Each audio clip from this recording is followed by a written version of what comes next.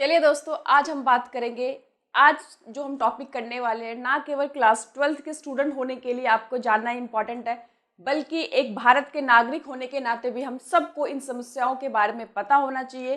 तो आज का जो हमारा टॉपिक है, चैप्टर का, इस सिलेबस का सबसे इम्पॉर्टेंट और हॉट टॉपिक है, वो हमारा टॉपिक है जम्मू एंड कश्मीर।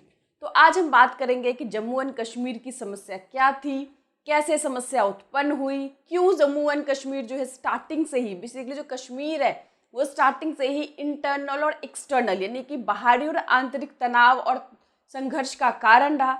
1948 की पॉलिटिक्स से लेकर आज तक कश्मीर की पॉलिटिक्स का क्या इम्पैक्ट पड़ा, देश का इतना बड़ा बजट होने के बावजूद भी आखिर कश्मीर में क्यों विकास के काम नहीं हुए, और एक लंबे टाइम तक जो विद्रोहियों के आतंक और सैनिक कार्यवाही के कारण वहाँ पे इतने ज़्यादा हिंसा हुआ, बार बार वहाँ पे राष्ट्रपति शासन लागू किया, और किस तरह से सारी समस्याओं को ख़त्म करके एक ऐतिहासिक फैसला आया 2019 में, जिसके बाद कश्मीर में अमन, शांति और विकास का एक माहौल तैयार हुआ। तो ये सारे जो सवालों का जवाब है इस चैप्टर के अंदर, इस वीडियो के अंदर आप लोगों को मिल जाएंगे। तो इसको एंड तक देखिएगा ताकि आपको सारे कंसेप्ट क्लियर हो जाए। इसमें बहुत कुछ डेट्स है, बहुत सारी फैक्ट्स है, उन सबको आपको अच्छे से याद करना है, क्योंकि वैसे भी एक करंट टॉपिक है तो इसके ऊपर जो क्वेश्चन आने की पॉसिबिलिटी है वो भी बहुत ज़्यादा है। और जब से MCQ स्टार्ट है, 1 मार्क्स के क्वेश्चन स्टार्ट हुए, तो इसमें जो छोटे छोटे डेट हैं, छोटे छोटे जो आपको बातें हैं, छोटे छोटे नाम को याद रखने आपको, वो सारे ही टॉपिक इसमें बहुत ज़्यादा इंपॉर्टेंट है। तो चलिए हम स्टार्ट करते हैं बेसिकली जम्मू एंड कश्मीर के बारे में। आपको पता होगा कि जम्मू कश्मीर में जो आर्टिकल 370 के कारण वो भारत का एक अभिन्न हिस्सा होते हुए भी भारत के साथ पूरी तरह से इंटीग्रेट नहीं हो पाया, और यही रीज़न है कि शुरू से ही कश्मीर के अपने अलग से कॉन्स्टिट्यूशन रहे, अलग से अपने झंडे रहे, और सारे जितने भी हमारे देश के कानून होते हैं जम्मू कश्मीर पे एप्लीकेबल नहीं होते। अगर जम्मू कश्मीर की स्टेट की सरकार चाहे तो ही वो एप्लीकेबल हो सकते हैं, वरना नहीं होते हैं। साथ ही साथ आपने देखा कि 1990 के दशक में किस तरह से कश्मीर वैली में, कश्मीर घाटी में हिंदुओं, कश्मीर जो पंडितों लोग थे, उनका पलायन हुआ, कितनी उनके साथ हिंसा हुई। तो यहीं से कश्मीर का हम जो बेसिकली जो प्रॉब्लम है वहाँ से डिस्कस करते हैं। तो पहले हमें इसको ज्योग्राफिकली समझना पड़ेगा कि वहाँ पे कौन से धर्म के लोग रहते हैं, कैसे वो वहाँ पे परिस्थिति है, ज्योग्राफिकली क्या है, उसके बाद हम इसकी समस्याओं को बात करेंगे। तो चलिए स्टार्ट करते हैं। लिखा है जम्मू और कश्मीर जो है सामाजिक और राजनीतिक में हम बात करें 3 क्षेत्रों में डिवाइडेड है, जम्मू, कश्मीर और लद्दाख। जो जम्मू है वहाँ पे लिखा हुआ है कि यहाँ पे पहाड़ी और मैदानी भाग है। इस पूरे जम्मू के अंदर जो ज़्यादातर जो मेजोरिटी पीपल है, ज़्यादातर जो बहुसंख्यक है वो हिंदू लोग रहते हैं, लेकिन अन्य धर्म जैसे मुसलमान हो गए, सिख हो गए और अन्य धर्म के लोग भी यहाँ पर बड़े शांति से रहते हैं। कश्मीर जो है यहाँ पे मुख्य रूप से कश्मीर की घाटी जो है, जैसे कश्मीर वैली कहते हैं, ये सबसे ज़्यादा इंपॉर्टेंट है, और यहाँ पे अधिकांश जो मतलब पॉपुलेशन है वो कश्मीरी मुसलमान की है। तीसरा जो है एरिया हम लद्दाख कहते हैं, यहाँ पे पहाड़ी क्षेत्र, यहाँ पे जनसंख्या बहुत कम है, और कुल जनसंख्या का जो बराबर डिस्ट्रीब्यूशन है वो बौद्ध और मुसलमान लोग का, यानी कि जितने भी जनसंख्या 50% कह सकते हैं कि बौद्ध लोग रहते हैं, 50% मुस्लिम पॉपुलेशन है। तो ये आपने ध्यान रखा कि जो जम्मू है वहाँ पे कुछ छोटी छोटी पहाड़ी और मैदानी भाग है। कश्मीर का मुख्य जो हार्ट कहते हैं कश्मीर की घाटी है, और लद्दाख पहाड़ी क्षेत्र होने के कारण वहाँ पे पॉपुलेशन कम है। और यहाँ पे देखा जम्मू में अगर हम बात करें तो हिंदू मेजोरिटी, यहाँ पे कश्मीरी मुसलमान है, और यहाँ पे जितनी पॉपुलेशन है वो इक्वली 2 भागों में डिवाइडेड, मुस्लिम और बौद्ध धर्म में है। तो यहाँ तक हमें समझ में आ गया किस तरह सामाजिक और राजनीतिक क्षेत्रों में डिवाइडेड है। लेकिन कश्मीर की समस्या क्या है, कैसे उत्पन्न हुई, क्यों ये समस्या इतनी ज़्यादा गंभीर हो गई, और क्यों पाकिस्तान इस पर लगातार क्लेम कर रहा है कि जो पाकिस्तान हमेशा कह रहा है कि कश्मीर जो है उसको मिलना चाहिए, कश्मीर पाकिस्तान का हिस्सा होना चाहिए। तो इसके पीछे रीज़न क्या है, क्यों किसी और स्टेट को ना कहे, कश्मीर पे ही स्पेशली उसने जो ये दावा किया हुआ है। तो इसके पीछे रीज़न मैं आपको बताती हूँ। तो चलिए स्टार्ट करते हैं समस्या की जो मुख्य जड़ क्या है। कि 1947 से पहले दूसरे रियासत की तरह जम्मू कश्मीर भी क्या था, एक राजसी रियासत था। वहाँ पे जो राजा थे उनका नाम हरि सिंह था, और हरि सिंह क्या थे, हिंदू रूलर थे, यानी कि मोस्ट ऑफ द पॉपुलेशन वहाँ पे क्या थे, मुस्लिम थे, लेकिन राजा क्या थे, वो हिंदू थे। जैसे जूनागढ़ में क्या था कि ज़्यादातर जो पॉपुलेशन हिंदू की थी और उनका रूलर जो था जूनागढ़ में वो मुस्लिम था। तो यहाँ पे परिस्थिति क्या है, उल्टी है, जो पॉपुलेशन है वो मुस्लिम है और रूलर है जो हिंदू है। तो यहाँ पे है कि जैसे ही हम बताया था मैंने कि अंग्रेजों ने कहा कि आज से देशी रियासतें भी जो है वो आज़ाद हो चुके हैं, चाहे वो भारत से विलय होना चाहे, चाहे वो पाकिस्तान से मिलना चाहे, या चाहे तो स्वतंत्र अपना भी एक देश बना सकते हैं। तो जो राजा हरि सिंह थे वो भी एक स्वतंत्र राष्ट्र चाहते थे। वो चाहते थे ना तो कश्मीर भारत के साथ विलय हो, ना वो पाकिस्तान के साथ विलय हो, वो अपना एक अलग से देश चाहते थे। तो पाकिस्तान के नेताओं को शुरू से ये लगता था कि यहाँ पे ज़्यादातर जो मुस्लिम लोग हैं, इसीलिए जो कश्मीर है वो पाकिस्तान के साथ विलय होना चाहिए। लेकिन वहाँ के जो लोग थे वो ऐसा नहीं सोचते थे। वो मुस्लिम जरूर थे, बट वो अपने आप को कश्मीरी के रूप में देखते थे, कश्मीरी कहलाना पसंद करते थे, ना कि वो अपने आप को मुस्लिम की तरह देखते थे। और यही रीज़न है कि वहाँ के लोग पाकिस्तान से नहीं मिलना चाहते थे। लेकिन पाकिस्तान के जो नेता है, पाकिस्तान शुरू से ही इस पे अपना क्लेम कर रहा है। तब यहाँ पे याद रखना है कि वहाँ पे जो राजा के जो खिलाफ एक पार्टी हम तो कह सकते हैं कि एक उत्पन्न हुई उस राज्य के अंदर, जम्मू कश्मीर में, जिस पार्टी के नाम था नेशनल कॉन्फ्रेंस। और उसके शेख अब्दुल्ला थे, उनके नेतृत्व में एक लोकप्रिय आंदोलन चलाया गया जो बेसिकली राजा से आज़ादी चाहते थे, बट वो पाकिस्तान से भी मिलना नहीं चाहते थे। ये जो पार्टी थी धर्मनिरपेक्ष पार्टी थी। कांग्रेस पार्टी के साथ इनके बहुत अच्छे रिलेशन थे, स्पेशली नेहरू जी के साथ इनकी बहुत ज़्यादा मित्रता थी। और आगे हम पढ़ेंगे इस मित्रता से कैसे उन्हें फ़ायदा भी हुआ और कैसे उन्हें नुकसान भी हुआ। तो समस्या आपको समझ में आ गया कि देसी रियासत था, किसी से मिलना नहीं चाहता था। पाकिस्तानियों को लगता था कि यहाँ पे मुस्लिम आबादी है, इसलिए पाकिस्तान को मिलना चाहिए, बट वहाँ के लोगों को ऐसा बिल्कुल भी नहीं लगता था। और वहाँ पे एक राजाओं के खिलाफ एक मतलब पार्टी खड़ी हुई जिसका नाम था नेशनल कॉन्फ्रेंस। और उसके जो नेता थे शेख अब्दुल्ला, वहाँ पे उनकी पॉपुलैरिटी ज़्यादा थी, लोग उनको सपोर्ट करते थे, पसंद करते थे। अब इसी बीच ध्यान रखना क्या हुआ कि भारत और पाकिस्तान, आपको पता है कि दो अलग अलग देश अस्तित्व में आए थे आज़ादी के बाद। लेकिन उसी साल पाकिस्तान ने अक्टूबर 1947 में कश्मीर पे कब्जा करने के लिए कबायली घुसपैठी भेजी। यानी कि घुसपैठ उसका पाकिस्तान का, क्योंकि पाकिस्तान की शुरू से ही नज़र कश्मीर पे थी और इसीलिए उसने कश्मीर में घुसपैठे वहाँ पे भेज दिए। अब जब कश्मीर के ऊपर हमला कह सकते एक तरह से हुआ, तो वहाँ के महाराजा के पास कोई ऑप्शन नहीं था, क्योंकि उनके पास इतनी सेना नहीं थी, ना इतना पावर था कि वो अकेले पाकिस्तान से लड़ सके। उन्होंने भारत सरकार से सहायता मांगी, उनसे सेना मांगा, लेकिन भारत सरकार ने ये कहकर मना कर दिया कि ये आपका आंतरिक मामला, वो इसमें हस्तक्षेप नहीं कर सकते। तो उनके पास अब ऑप्शन क्या बचा कि उन्होंने कहा ठीक है, अगर आप हमसे विलय पत्र साइन कर लेते, इंस्ट्रूमेंट ऑफ एक्सेशन साइन कर लेते, तो हम इसके बदले आपकी रक्षा करेंगे और कश्मीर को मुक्त करा देंगे। तो अब भारत सरकार के साथ उनका एक एग्रीमेंट साइन हुआ। मैंने कहा था ना, जब भी कोई राजा विलय पत्र, सहमति पत्र साइन करता था, जिसे इंस्ट्रूमेंट एक्सेशन कहते थे, तो इसके अंतर्गत क्या होता था कि वो राज्य भारत के साथ मिल जाता था। उन्होंने साइन तो कर दिया, बट उन्होंने कंडीशन लगा दिया कि अभी सिचुएशन ठीक नहीं है, लेकिन जब सिचुएशन सामान्य हो जाएगी, नॉर्मल हो जाएंगे, तब यहाँ पे क्या कराया जाएगा, जनमत कराया जाएगा। जनमत का मतलब होता है कि लोगों से ओपिनियन लिया जाएगा कि लोग क्या चाहते हैं, वहाँ की जनता क्या चाहती है, क्या वो पाकिस्तान से मिलना चाहते हैं, क्या वो हिंदुस्तान से मिलना चाहते हैं, या वो स्वतंत्र रहना चाहते हैं। और जनता का जो ओपिनियन होगा, क्योंकि जूनागढ़ में भी ऐसा ही कुछ सिचुएशन था, वहाँ पे जनता का जो ओपिनियन के आधार पे, जनमत के आधार पे जूनागढ़ को भारत से मिलाया गया था। तो यहाँ पे भी इस तरह की शर्तें, कंडीशंस लगी थी। अब देखते हैं कि जैसे ही ये इंस्ट्रूमेंट ऑफ एक्सेशन साइन किया गया महाराजा हरि सिंह के द्वारा, अब भारत ने अपनी सेना भेजी और पाकिस्तानियों को यहाँ से खदेड़ कर भेजा। लेकिन तब तक जो पाकिस्तान के जो घुसपैठिए थे बहुत ज़्यादा एरिया कब्जा कर चुके थे, जिसे हम POK कहते हैं, यानी कि पाक ऑक्यूपाइड कश्मीर, और पाकिस्तान जिसे आज़ाद कश्मीर कहते हैं कि उसने कश्मीर का इतना हिस्सा आज़ाद करा लिया। अब यहाँ पे इतना बड़ा हिस्सा पाकिस्तान ने कश्मीर को ऑक्यूपाई कर लिया, इसीलिए नेहरू जी, याद रखना है आपको कि नेहरू जी इस बात को लेकर कहाँ चले गए, UN चले गए। याद रखना है आपको, किस विवाद को UN लेकर गए, UN में इस विवाद को देखा गया और कहा गया कि जहाँ पर जिसकी भी आर्मी है वहीं पर रुक जाए। और फैसला लिया गया कि पाकिस्तान को कहा गया कि अपने जितने भी सेना है, अपने जो भी लोग आपने भेजा है उसको वापस बुला लीजिए। भारत को भी कहा गया कि थोड़ा सेना कम कीजिए ताकि वहाँ पर टेंशन तनाव का माहौल ना हो, और जब सिचुएशन ठीक हो जाएगी तो वहाँ पे जनमत कराया जाएगा। मगर कई साल बीतने के बावजूद भी सिचुएशन में, इस प्रस्ताव में कोई ज़्यादा खास डेवलपमेंट नहीं हुई।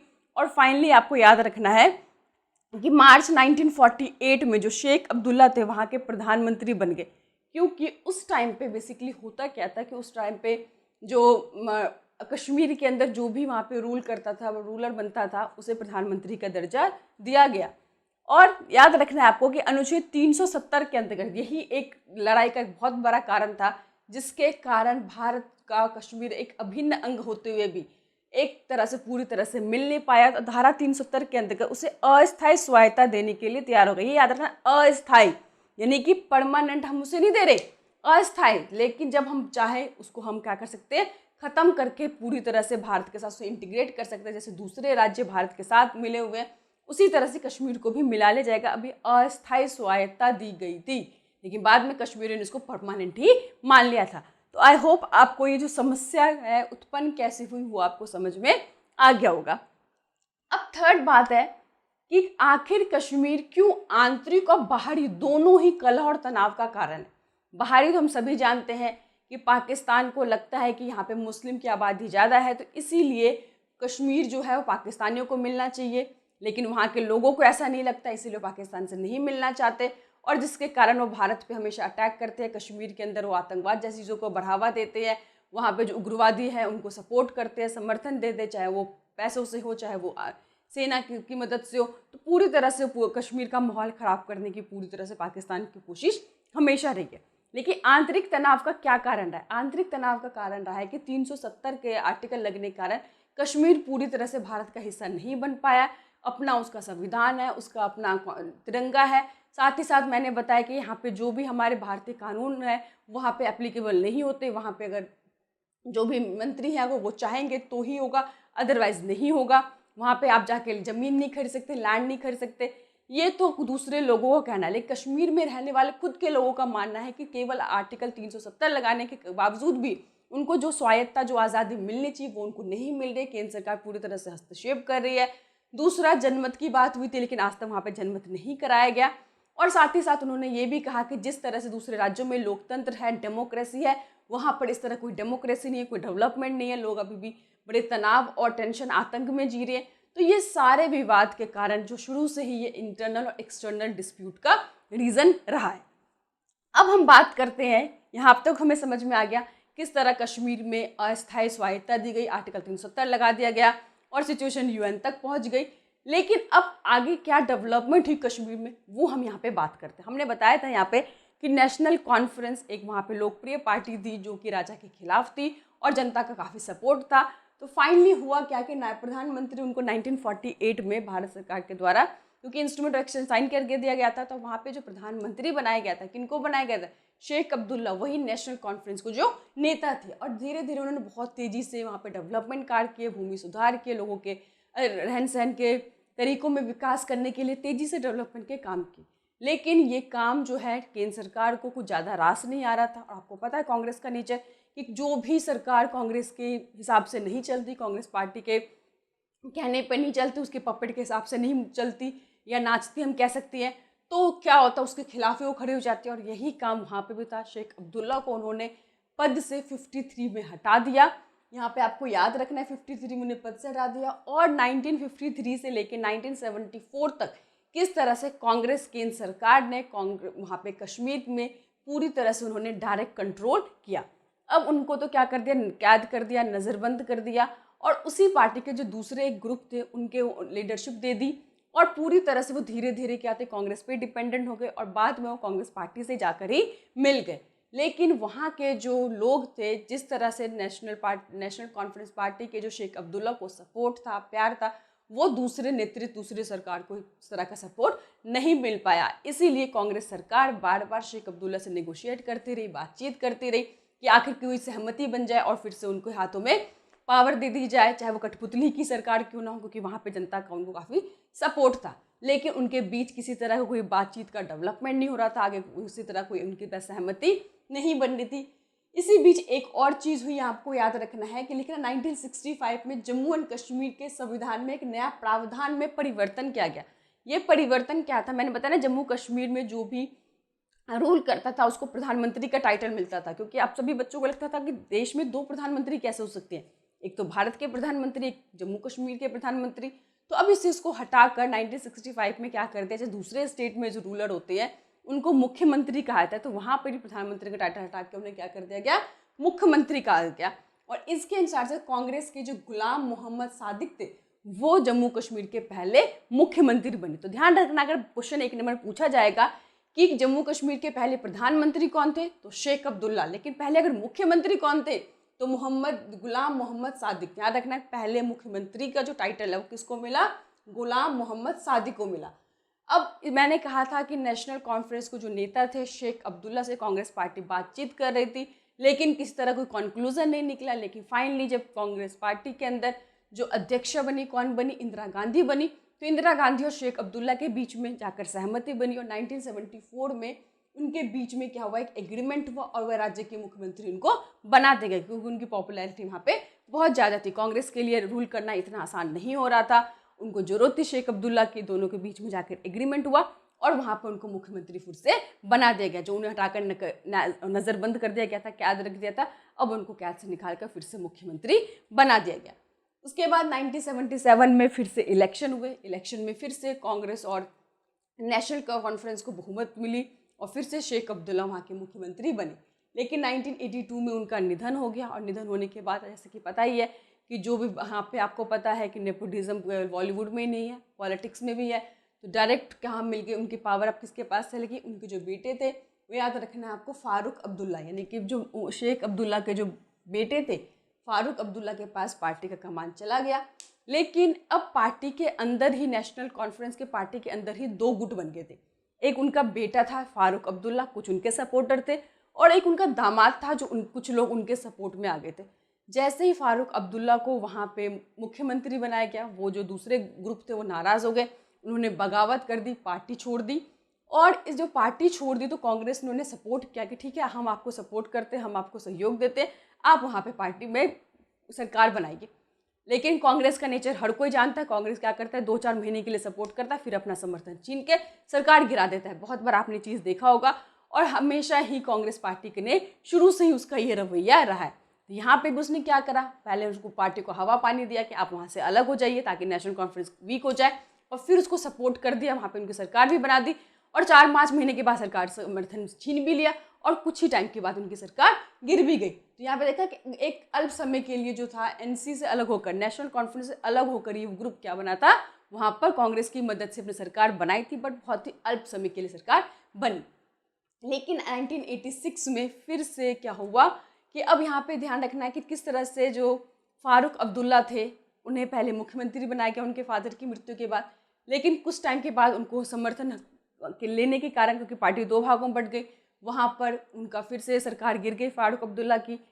नेशनल कॉन्फ्रेंस से अलग हुए जो वर्ग थे कांग्रेस के सपोर्ट से, वहाँ पे फिर से उनकी सरकार बन गई, लेकिन समर्थन छीन लेने के कारण सरकार गिर गई। और फिर से उन्होंने क्या करा, कांग्रेस पार्टी नेशनल कॉन्फ्रेंस जो फारूक अब्दुल्ला थे, क्योंकि उनकी जो पॉपुलैरिटी थोड़ी ज़्यादा थी, उनके साथ उन्होंने जाकर क्या कर लिया, गठबंधन कर लिया। और फारूक अब्दुल्ला भी, कहते हैं ना, यहाँ पे सत्ता के लिए ना तो कोई परमानेंट किसी का दोस्त होता है, ना किसी का दुश्मन होता है। यहाँ पे हर कोई पार्टी व्यक्ति मौका परस्त होता है, जहाँ पे जिसको फ़ायदा मिलता है वो वहाँ पर उसके साथ हो जाता है। जनता से अपनी नीति प्रिंसिपल यहाँ पे कोई भी राजनीति में काम नहीं आती है। जब चाहे जिसके साथ भी आपको सपोर्ट मिल रहा है, आपको पावर मिल रही है, आप वहाँ पे हो जाते हैं। जैसे मुंबई तो आपको जीता जागता उदाहरण है। तो यहाँ पे भी ऐसा हुआ कि पहले नेशनल कॉन्फ्रेंस के अंदर फूट डालते कांग्रेस ने, 2 अलग अलग ग्रुप करवा दिए, फिर दूसरे ग्रुप को सपोर्ट करके वहाँ पे सरकार भी बना दी, समर्थन छीन के सरकार गिरा भी दी। फिर दूसरे जो नेशनल कॉन्फ्रेंस का दूसरा ग्रुप था फारूक अब्दुल्ला, फिर उनके सपोर्ट में चले गए।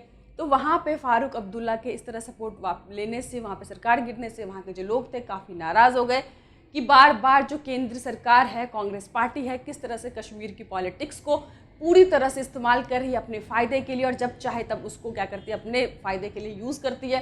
तो यहाँ पे कहा क्या गया था कि आपको इंटरनल ऑटोनॉमी नहीं देगी, आपको आंतरिक स्वायत्ता देगी कि ठीक है आप पार्टी अपने हिसाब से काम करेगी, पर केंद्र सरकार उसको काम करने ही नहीं दे रही। केंद्र सरकार जब चाहते जिस मर्जी को मुख्यमंत्री बनाए थे, जब चाहे समर्थन छीन लेती है। पॉलिटिक्स में कौन यहाँ पे रूल करेगा, कौन इलेक्शन जीतेगा, धोखाधड़ी कुछ भी करके कांग्रेस पार्टी यहाँ पे फिर से अपनी सरकार कायम कर लेती है। तो इस बात से धीरे धीरे लोगों के अंदर जो थे नाराज़गी पैदा होने लगी, और नेशनल कॉन्फ्रेंस का जब गठबंधन कांग्रेस के साथ दोबारा से 86 में हो गया, तो अब नेशनल कॉन्फ्रेंस के प्रति भी जनता का जो विश्वास था वो धीरे धीरे डगमगाने लगा, ख़त्म होने लगा। तो याद रखना कि यहाँ तक आपको 86 तक पॉलिटिक्स समझ में आ गई।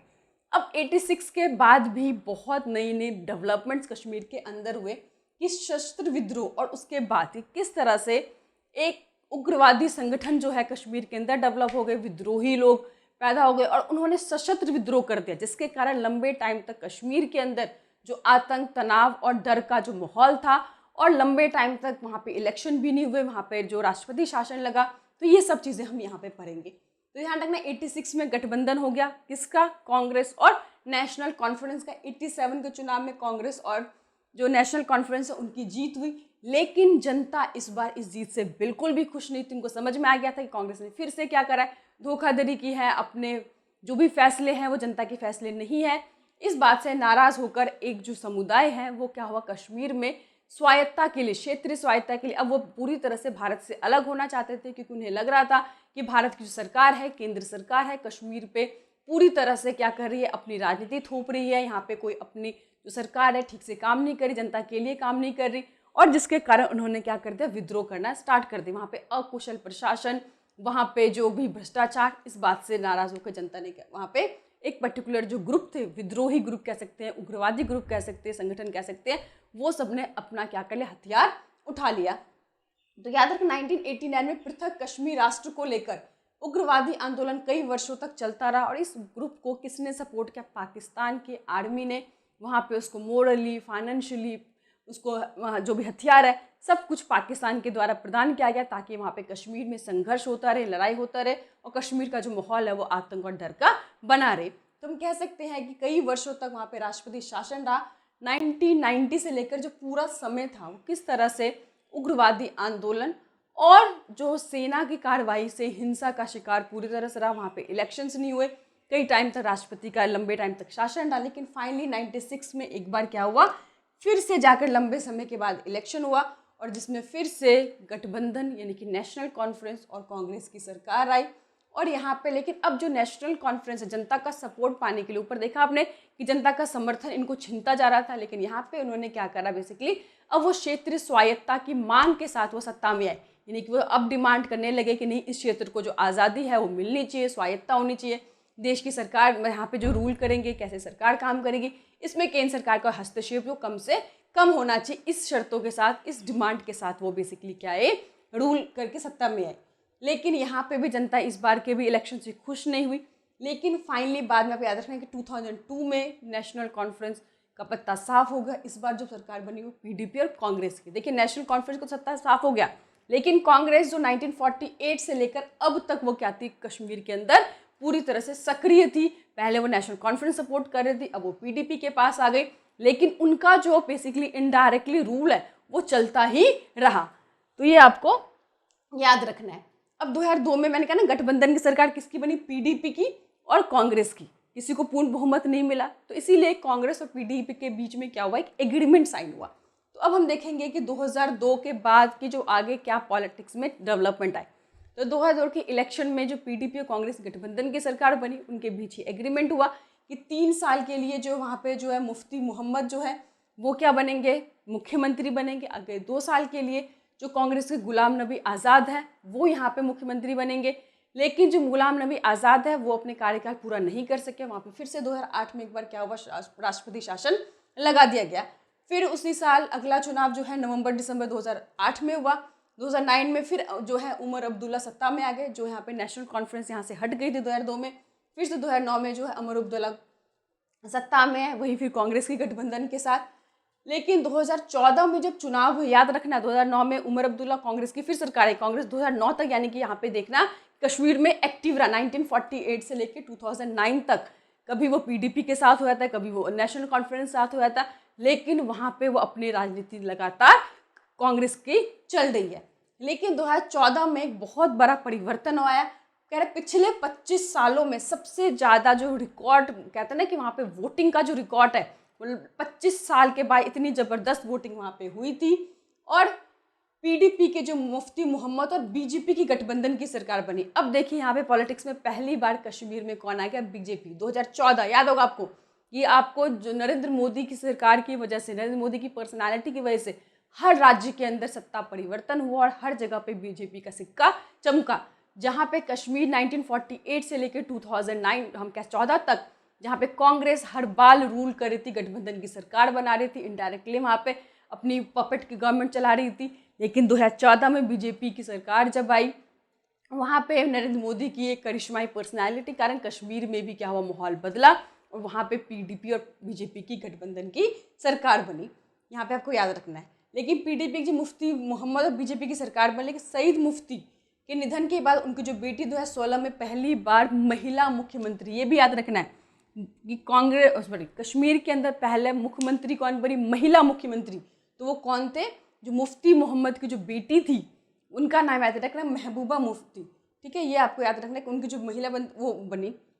लेकिन जून 2018 में बीजेपी द्वारा समर्थन वापस ले लिया गया, क्योंकि वहाँ पे बहुत ज़्यादा हिंसा हो रहा था, आंतरिक और बाहरी दोनों तरफ से तनाव बन रहे थे, कश्मीर की जो हालत थी बहुत बुरी हो गई थी, और जो महबूबा मुफ्ती है उनसे कुछ सिचुएशन कंट्रोल नहीं हो पा रहा था, संभल नहीं रहा था।